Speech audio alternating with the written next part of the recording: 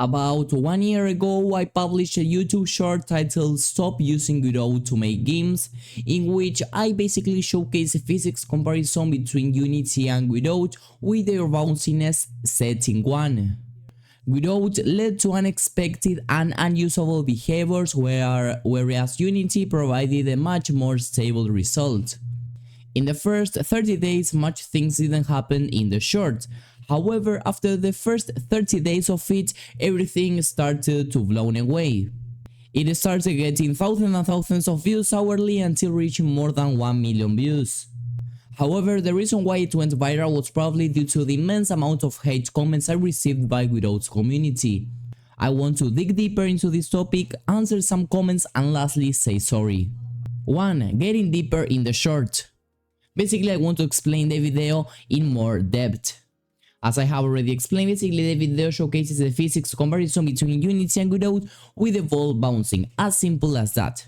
The only thing that both have is a rigid body, a sprite, a collision shape, and their bounciness set in 1. Anything else hasn't been done. There was no code, there were no changes in the project settings. Now the key points of all the short was literally the bounciness be set in 1.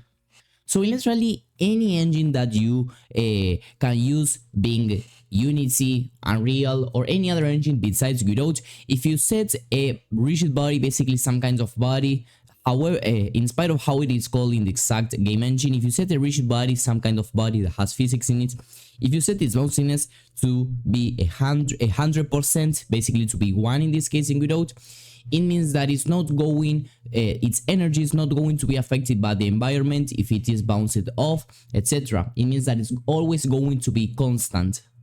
That's why bounciness is going to be 100%. And Godot, that is a value that is set from 0 to 1. So if I set it to 1, it's going to be 100%. And it is a general rule that at least in every single game engine, if you set bounciness to be the 100%, it means that it's not going to be losing any kinds of energy. But well, in Godot, of course, this doesn't happen. Even though you may set bounciness to be 1, the bounciness is not going to still be constant. Okay, why? Because of the dampening, okay, that we are going to be discussing further in one of the following points. But well, that was something that is also super important to consider. In mostly any other engine, when you set bounciness to be 1 or to be 100%, it means that the bounciness is going to be always constant. You can check this yourself. Of course, just having some settings by default different doesn't make an engine better than other or worse than other, or it's actually a justification not to use some engine. However, always Godot has been criticized for its physics engine. There are lots of people that has and that are right now having problems with Godot physics, and that's why some solutions have been released throughout time. And one solution is Jolt physics, okay? Basically, Jolt physics is a different physics engine from the one that Godot by default uses, and not only does it have a much better performance than the one that Godot has, but also a much better results and performance. In a previous video that I created, you can see that the difference between Godot and Jolt, and as you can see, not only does Jolt has a better performance, but also the physics behaviors is much more accurate, much more precise, much better than the one that you have in Godot, because you can see there like the bounciness of the ball like doesn't work too well. Also, there is like some kinds of vibration between all the balls. So this is just again to clarify a little bit that Godot physics may not be so good in general, okay? Not only in bounciness, but in general in all the physics, okay?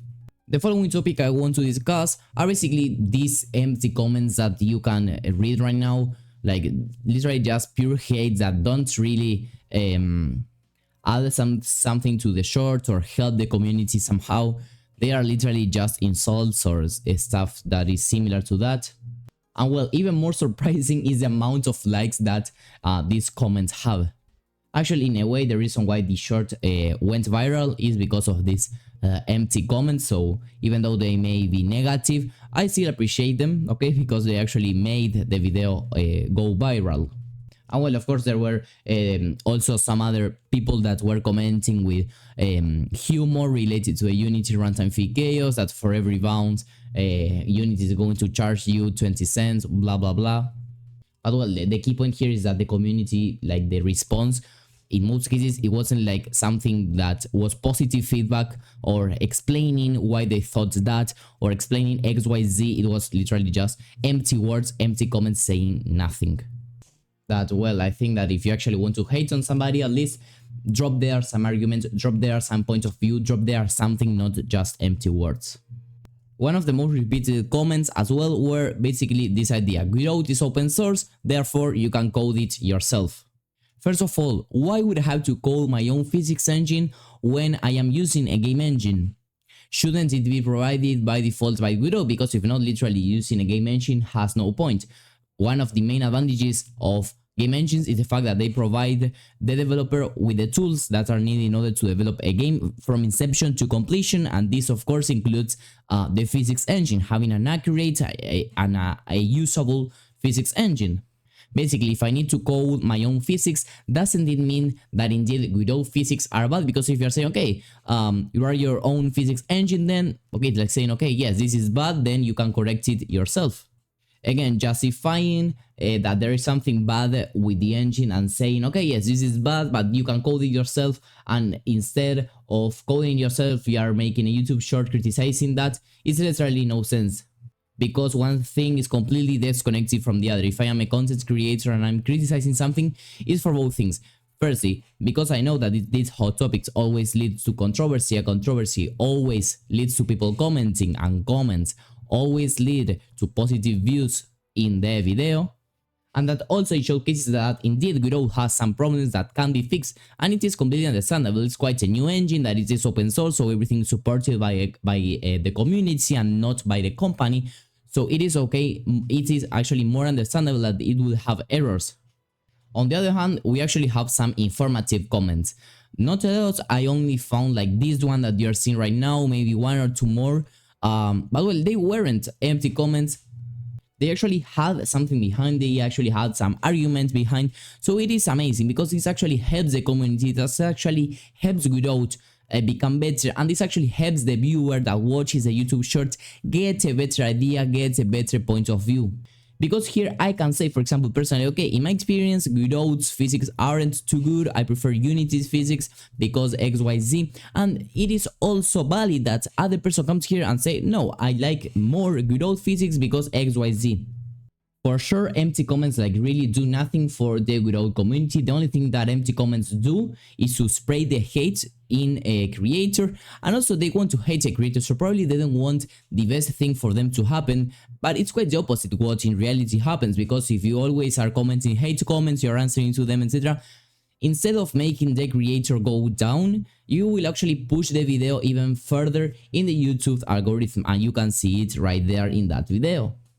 Talking a little bit more about Godot communities, I don't think it is like a bad community. Like, even though they really hated on me on that video, I personally think that it is a great community, because literally as it is open source, it means that everything is built by the community. So actually having a community that is supportive, that is willing to spend their own time, even if they aren't paid, to create add-ons, to add some features to the engine, that is amazing and really talks positively about the community. And it is because of that same reason that when somebody criticizes something, it's why that person is completely hated. As it is open source and as it is mostly built by the community, when someone criticizes that work that a person maybe did without even being paid, every person that contributed to it feels betrayed and posts hate comments as a result.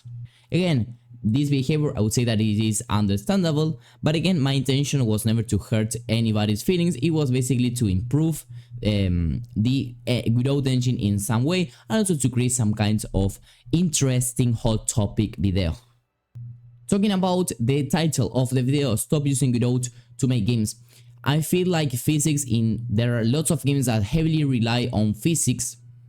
Even if it isn't like the most advanced game that needs the most complex and advanced physics, Even when you need super simple behaviors, I feel that without ones maybe aren't better. In my experience, when I want to create some behavior, I don't know why exactly, but in Unity, it really comes up much faster and much more efficiently than in Godot.